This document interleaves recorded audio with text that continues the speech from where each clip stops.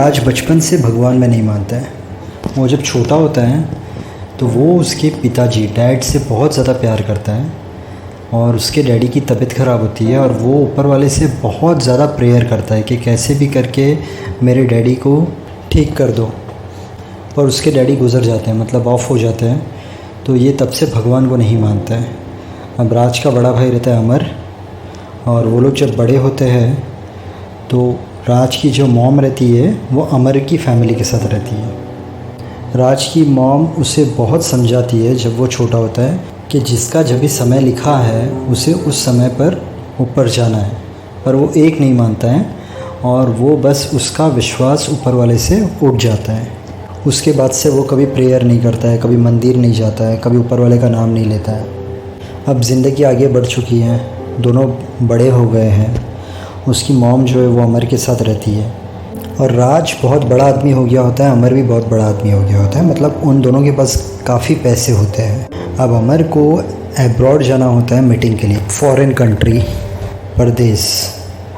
अब वो उसकी मॉम को फ़ोन करता है और बोलता है मैं 4-5 दिन के लिए अब्रॉड जा रहा हूँ, बिज़नेस को लेके मेरी मीटिंग है। तो उसकी मॉम उसे बोलती है ऊपर वाला करे तेरी उम्र लंबी हो, ऊपर वाला करे तेरा सब काम अच्छा हो, अच्छी तरीके से जा, अच्छी तरीके से आ। तो वो उसकी मॉम को बोलता है कि मॉम ऊपर वाले का नाम आप मत लो और बाकी आप मुझे जो बोलना है आप बोल सकते हो, क्योंकि इसे ज़रा भी विश्वास नहीं होता है ऊपर वाले में। उसकी माँ बोलती है कि एक दिन देखना तुझे ज़रूर विश्वास होगा ऊपर वाले पर। तो ये बोलता है मॉम मैं रखता हूँ, मुझे लेट हो रहा है, और फ़ोन रखता है और फिर बाहर आता है और देखता है ड्राइवर गाड़ी के अंदर बैठा है पर टायर पंचर है। तो जाता है और ड्राइवर को गुस्सा करता है कि ये सब तुमने पहले नहीं देखा, अभी मेरी फ़्लाइट मिस हो गई। तो ड्राइवर बोलता है मैं फटाफट टायर बनाता हूँ। तो ड्राइवर टायर बनाने का काम चालू करता है, मतलब पंचर ठीक करने का काम चालू करता है। ये बोलता है जल्दी कर लेगा ना तू? तो ड्राइवर बोलता है हाँ मैं जल्दी कर लूँगा। अब वो वहाँ पर ही खड़े होता है और एक बैगर आता है, भिखारी। वो आकर बोलता है भगवान के नाम पे कुछ दे दे। तो ये बोलता है, मतलब राज बोलता है ऊपर वाले का नाम मत ले, बाकी तुझे पैसा चाहिए ना, ये ले पैसा। तो भिखारी बोलता है ऐसे कि ऊपर वाले का नाम क्यों नहीं लूँ? तो राज बोलता है मुझे ऊपर वाले में विश्वास नहीं है। तो वो बैगर बोलता है एक दिन आपको विश्वास होगा। तो राज बोलता है यार मुझे अभी एयरपोर्ट जाना है, मेरी फ़्लाइट ही मिस होने वाली है, तुझे पैसे चाहिए थे मैंने दे दिया, जा। और ऐसे बोलते बोलते उसका पैर स्लिप होता है और वो पीछे की तरफ गिरने जाता है। तो भिखारी उसका हाथ पकड़ लेता है। तो राज उसको थैंक यू बोलता है कि अरे यार थैंक यू, ना तो मैं गिर जाता।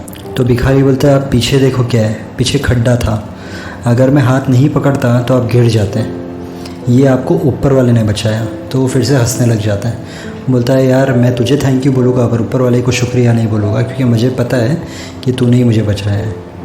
भिखारी चले जाता है। अब पंचर ठीक हो जाता है और ये जाकर गाड़ी में बैठता है। गाड़ी जैसे चालू होती है वैसे ही आवाज़ आती है और ये दोनों बाहर देखते तो दूसरा टायर भी पंचर हो जाता है। तो ये बाहर निकलता है और बोलता है शिट ये क्या होने वाला है। तो ये पंचर बना, मैं अंदर जाके आता हूँ घर के अंदर। अब ये घर के अंदर जाता है। ये घर के अंदर जैसे जाता है उसे गैस की स्मेल आती है। तो भागता है किचन में देखता है तो गैस का जो बटन रहता है वो चालू रहता है और वहाँ पर कोई नहीं रहता है। तो ये फटाफट जाकर बटन बंद करता है और भागता है बाथरूम के पास। तो उसकी वाइफ बाथरूम के अंदर रहती है। तो उसे चिल्लाकर बोलता है तूने गैस का बटन चालू रखकर तो बाथरूम में चली गई थी? तो उसकी वाइफ बोलती है अरे सॉरी मैं भूल गई थी, अच्छा ऊपर वाले ने बचा लिया। तो राज बोलता है ऊपर वाले ने नहीं, मैं अंदर आया तो मैंने बचाया, अभी फटाफट तो बाहर आ, मुझे कप चाय बना के देना। तो उसकी वाइफ बोलती आती हूँ मैं। अब ये जाता है और बैठने जाता है उसके सोफ़ा पर। तो सामने से उसका लड़का आता है स्केटिंग करते करते और बोलता है अरे डैडी आप निकले नहीं हो, आप यहाँ पर हो, आप मुझे मिल गए। तो उसके डैडी बोलते हैं कि भाई आराम से आ, तो गिरेगा। तो वो और थोड़ा फास्ट मस्ती में करता है स्केटिंग और स्लिप मारता है। जैसे स्लिप मारता है तो डाइनिंग टेबल का जो पॉइंट वाला कांच होता है वो उसके स्टमक के अंदर घुसने वाला रहता है। तो ये हाथ करके उसे साइड कर लेता है। तो उसका लड़का बोलता है थैंक गॉड आपने मुझे बचा लिया।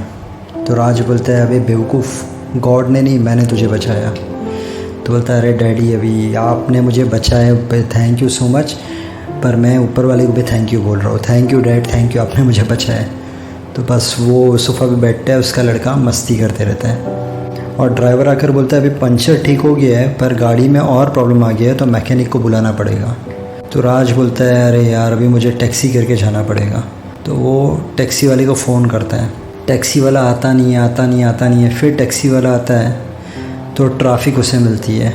उसके बाद जैसे तैसे करके एयरपोर्ट पहुंचता है। तो एयरपोर्ट पे पहुंचता है तो उसे पता चलता है कि उसने गलती से पासपोर्ट लेना ही भूल गया है। वो बस मूड ऑफ करके घर पर जाता है और शाम में ऐसे ही बैठा रहता है घर पर और न्यूज़ देखते रहता है। वो, उसकी वाइफ, उसका बच्चा ऐसे ही बॉल से खेलते रहता है। तो न्यूज़ में क्या आता है मालूम है? न्यूज़ में आता है कि जो फ़्लाइट में वो जाने वाला था वो फ़्लाइट क्रैश हो गई। हाँ, आप लोग सही सुन रहे हो, जो फ़्लाइट में वो जाने वाला था वो फ़्लाइट क्रैश हो गई।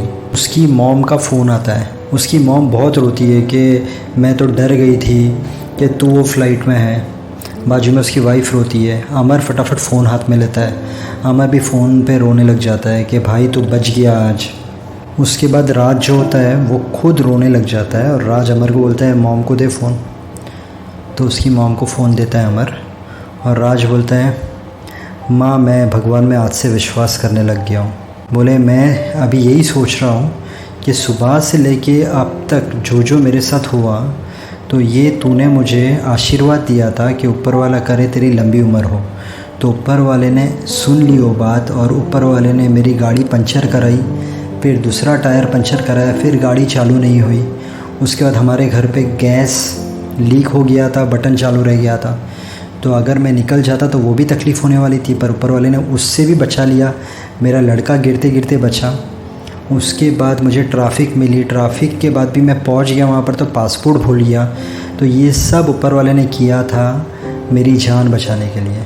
बहुत रोने लग जाता है और ऊपर वाले को हाथ जोड़कर सॉरी बोलता है। उसकी माँ को बोलता है आज से मैं प्रेयर करूँगा, आज से मैं ऊपर वाले में बहुत मानूँगा। ये स्टोरी बताने के पीछे एक ही मेरा मकसद था। बहुत टाइम हमें भी ऊपर वाले पर कभी कभी डाउट होता है। जब हमारी लाइफ में प्रॉब्लम चलते होते हैं तो हमें लगता है कि ऊपर वाला है भी क्या नहीं, हमें क्यों इतनी तकलीफ़ दे रहा है।